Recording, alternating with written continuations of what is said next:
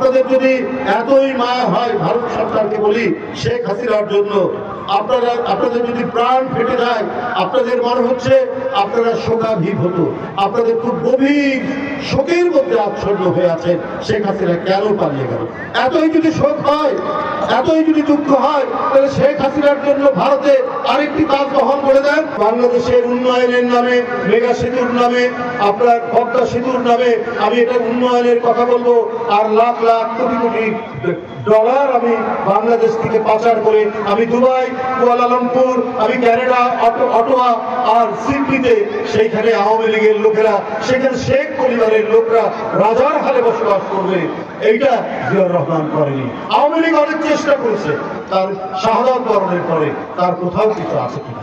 পার্লামেন্টে আওয়ামী লীগের নেতারাও বলতে বাধ্য হয়েছে একজন সত্যিকার অর্থেই এক সৎ নেতা, একজন পরিচ্ছন্ন নেতা এ জাতি পেয়েছে তার শাহাদাত বরণ।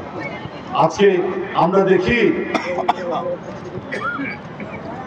যে একজন এমপি প্রতিবদ্ধ ছিলেন 250 মিলিয়ন পাউন্ডের অসংখ্য বাড়ি লন্ডনে। একটা এমপি হলে করে, একটা মন্ত্রী হলে করে কি করা যায়, কয় টাকা আপনার অর্জন করা যায়। কিন্তু এরা অবাধ লুণ্ঠনের সুযোগ দিয়েছিল আওয়ামী লীগের নেতাদেরকে, এবং অবৈধভাবে বিনা ভোটে তারা ক্ষমতায় থেকেছেন প্রায় 15.5 বছর, 16 বছর। সুতরাং আমাকে তুমি ক্ষমতায় রাখো শেখ হাসিনা বলতে, আর তোমরা যা পারো তোমরা সেটাই করবে। একজন পুলিশের আইজি, সে 1000 কোটি টাকা পাচার করার তার অভিযোগ। আমাদের এখানে ঋণ এসছে প্রায় 18,60,000 টাকার মতো, তার মধ্যে পাচারই হয়েছে কি বলে 18,60,000 কোটি টাকা ঋণ পেয়েছি আমরা, আর সেই ঋণের টাকা থেকে পাচার হচ্ছে 17,35,000 কোটি টাকা। এই তো শেখ হাসিনার উপহার, এই তো শেখ হাসিনার অবদান। বিএনপি হচ্ছে আদর্শের দল, বিএনপি হচ্ছে উৎপাদনের দল, বিএনপি হচ্ছে মানুষকে ক্ষুধা নিবারণের দল, আরেকটি হচ্ছে লুটেরার দল, আরেকটি হচ্ছে দুর্ভিক্ষের দল, আরেকটি হচ্ছে টাকা পাচারকারীর দল। আজকে বাংলাদেশ ব্যাংক লোপাট হয়ে যায় 800 কোটি টাকা, সোনালী ব্যাংক লোপাট হয়ে যায় টাকা, বেসিক ব্যাংক লোপাট হয়ে যায় টাকা। আব্দুল হাই বাচ্চু আওয়ামী লীগের নেতা বেসিক ব্যাংক শুইয়ে দিলেন। এই তো আমরা দেখেছি 15-16 বছরে শেখ হাসিনার অবদান। ওনার একজন মেয়র আছে, মেয়র করলেন বিনা ভোটের মেয়র আতিক সাহেব।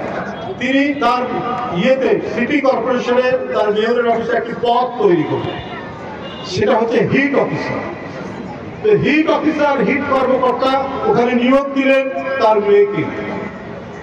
তো তারপরে আমরা কি দেখছি যে হিট অফিসারের স্বামী সে আবার সুপার হিট, সে এরই মধ্যে 100 কোটি টাকার সম্পদ তৈরি করেছে এই তো ওই সিটি কর্পোরেশনের মধ্যে। এই তো আমরা দেখেছি অবস্থা।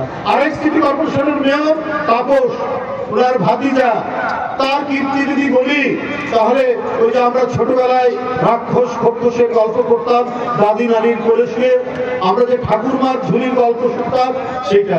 ওনার দুপুর বেলায় ওনার বাসা থেকে তার বাড়িতে তার অফিসে ভাত নেওয়ার জন্য এক মাসে খরচ হয়েছে 25 লক্ষ টাকা। এই টাকা সরকারি টাকা, এবং যে গাড়ি ব্যবহার হয়েছে সেটাও সিটি কর্পোরেশনের গাড়ি এবং তেল সব মিলিয়ে 25 লক্ষ টাকা।